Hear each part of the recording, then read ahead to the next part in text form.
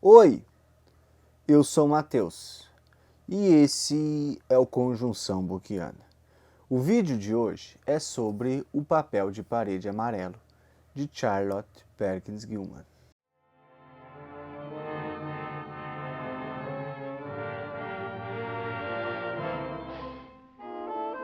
O vídeo de hoje é sobre o conto O Papel de Parede Amarelo, escrito em 1892 por Charlotte Perkins Gilman. O texto pode ser lido dentro do gênero de terror psicológico, ao mesmo tempo que problematiza conexões entre loucura e a condição social da mulher no final do século XIX. O que é o papel de parede amarelo? O que o texto nos ajuda a compreender sobre a relação entre misoginia e a psiquiatria? Por que o conto ainda é atual? Gostou? Deixe seu like, se inscreva e vem comigo.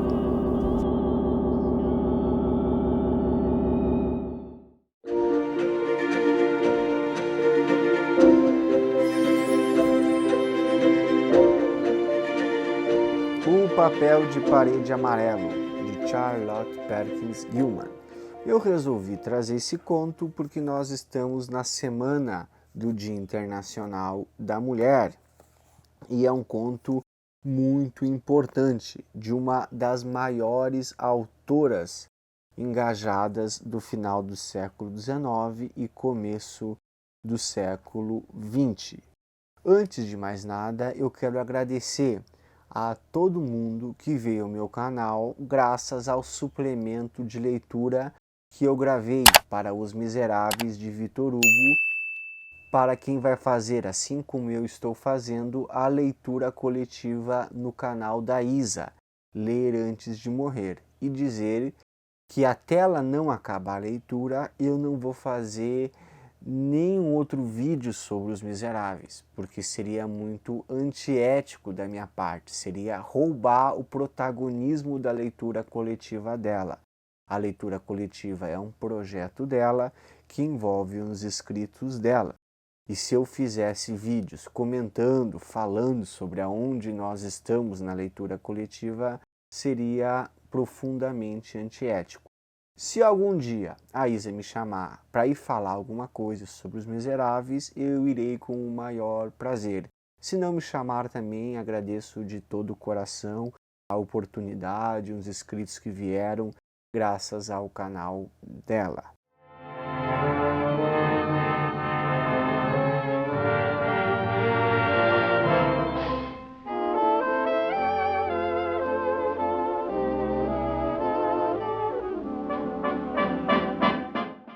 Às vezes, para se entender uma obra literária, é necessário entender um pouco sobre quem escreveu essa obra literária e o tempo em que essa obra literária foi escrita. E no caso de O Papel de Parede Amarelo, essa obra escrita por Charlotte Perkins Gilman, esse conhecimento é indispensável.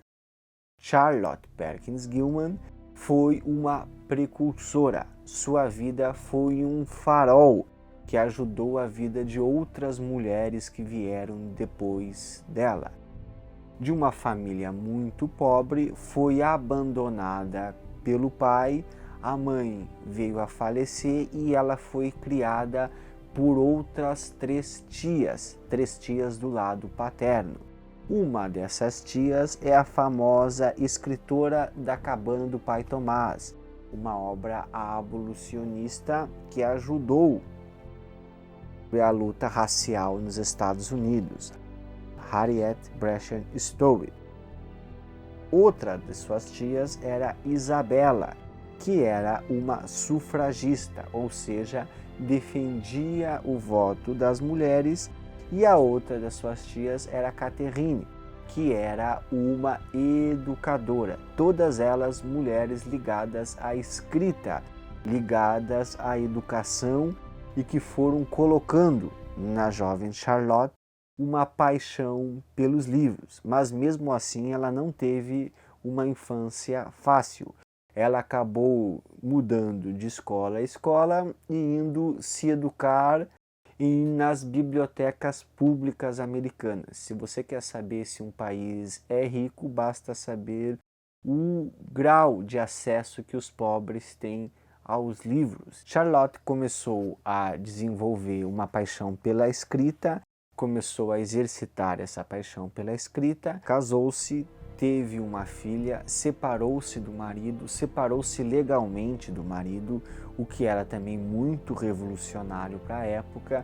A sua filha foi morar com o pai, o que também era para a época muito revolucionário, já que ela, como mãe, permanecia viva. Charlotte também conseguiu sobreviver somente com seus escritos, com seus textos, com seus romances, a qual ela escrevia. Um dos romances é essa utopia feminista chamada Hairland, a qual um dia eu vou fazer um vídeo só para ele. Hairland, a terra das mulheres. Charlotte conseguia sobreviver somente com seus escritos e somente com suas palestras. Teve um relacionamento com outra mulher, foi morar com outra mulher e sempre teve essa vida à frente, essa vida de vanguarda. Sempre conseguiu fazer muitas coisas que desejava, mas tendo sempre que romper limites da sociedade conservadora americana.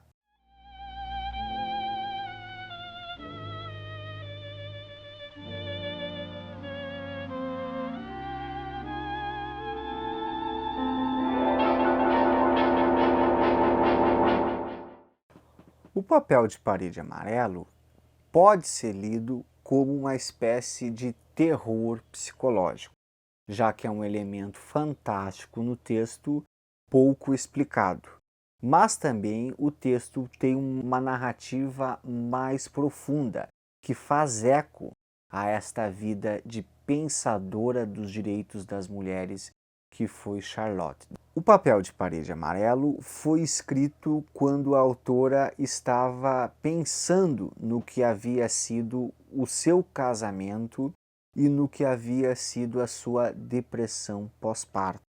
Então, o conto é uma espécie de diário, é uma espécie de reflexão sobre essas duas experiências que ela viveu e que havia algumas coisas semelhantes nessa experiência, na maneira que ela foi tratada da depressão e da maneira que ela era tratada no casamento.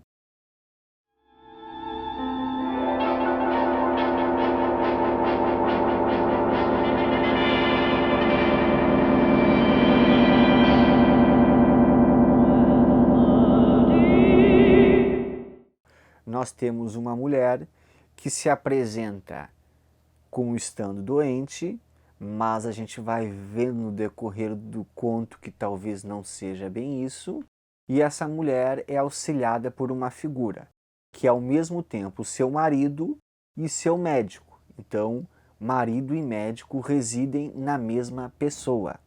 E ele vai sempre dizendo para ela não pensar, para ela só repousar, para ela não se cansar. E os dois vão para uma casa de campo. E nessa casa de campo, eles ficam em um cômodo que é um antigo quarto de criança. A ideia da infantilização da mulher já começa a estar presente no conto. E esse quarto, nesse cômodo, tem um papel de parede antigo, que ela acha muito feio. E esse papel de parede muito feio vai começando aos poucos a roubar a narrativa. E à medida que ela vai contando sobre sua doença, sobre seu estado, a gente vai vendo que todas as posturas do marido e médico é sempre dizendo para ela não fazer nada, para ela se acalmar, para ela não pensar sobre sua doença. Ela é proibida até de escrever, então ela tem que escrever escondida, porque o conto é quase como se fosse um diário. E ela tem que escrever escondida, ela vai escrevendo escondida e ela vai relatando como esse marido é uma figura hiperprotetora que tenta aliená-la da realidade. Só que acontece um caminho progressivo. À medida que o conto vai caminhando, esse papel de parede amarelo vai cada vez mais roubando espaço. Então começa a haver um diálogo entre o papel de parede amarelo e sua condição de doente. Às vezes parece que a descrição do papel de parede amarelo corresponde à própria descrição dela e corresponde à própria descrição da doença. Há um diálogo entre ela e o papel de parede amarelo, aonde o papel de parede amarelo talvez reflita um pouco a própria situação dela nesta sociedade, feita somente para seu enfeite. Eu não vou contar o desfecho do conto, mas eu quero que vocês pensem que há uma dinâmica entre o papel de parede amarelo e a situação da mulher no século XIX, começo do século XX. E como Charlotte faz uma reflexão sobre o horror desta casa, sobre o horror desse confinamento, sobre o horror dessas relações que fazem com que a potência do ser humano, no caso a potência da mulher, seja sempre comprimida.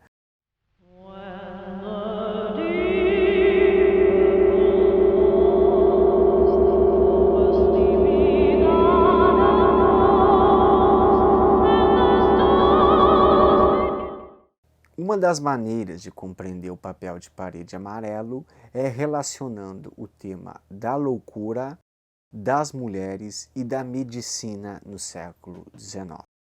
E a primeira coisa que a gente tem que ter em mente é que quando a gente fala de loucura, ela ganha um peso diferente para as mulheres e para os homens.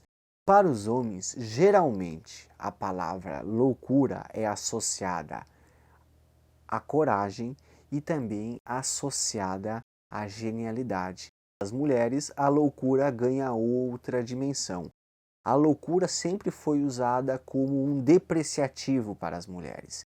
Ela é doida, ela não sabe o que fala, ela, quando fala, está fora de si. E isso foi construído muito em relação ao discurso científico. Uma obra chamada História das Mulheres no Brasil tem um capítulo muito bom chamado Psiquiatria e Feminilidade, da Magali Engel, que trata um pouco desta história, trazendo exemplos brasileiros. Outro livro importante para se compreender a loucura e as mulheres é A Invenção da Histeria, do Didier Iberman.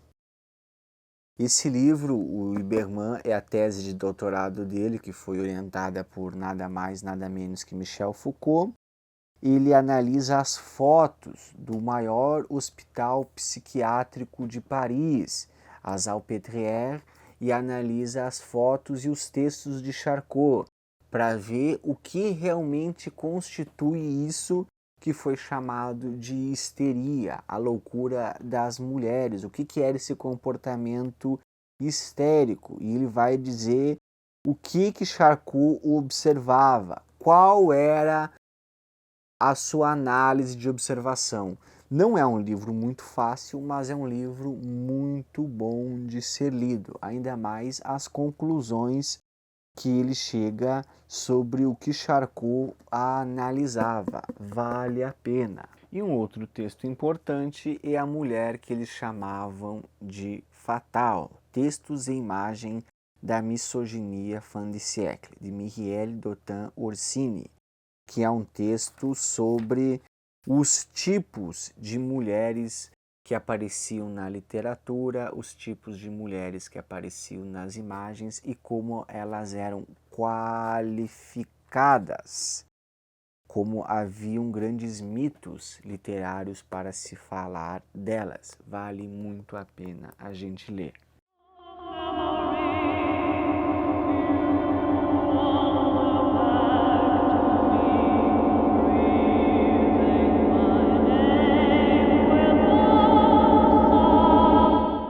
O papel de parede amarelo é um texto importantíssimo, porque ele nos ajuda a pensar como que a medicina, além de uma prática, foi constituída como um discurso. E como um discurso, ele constituiu informações sobre as mulheres. E como um discurso, ele produziu posturas frente às mulheres, e muitas dessas posturas eram baseadas em preconceito e em misoginia e não em ciência. E esse texto nos ajuda a pensar um pouco do horror que pode ser a ciência sem reflexão de gênero. Vale muito a pena ler.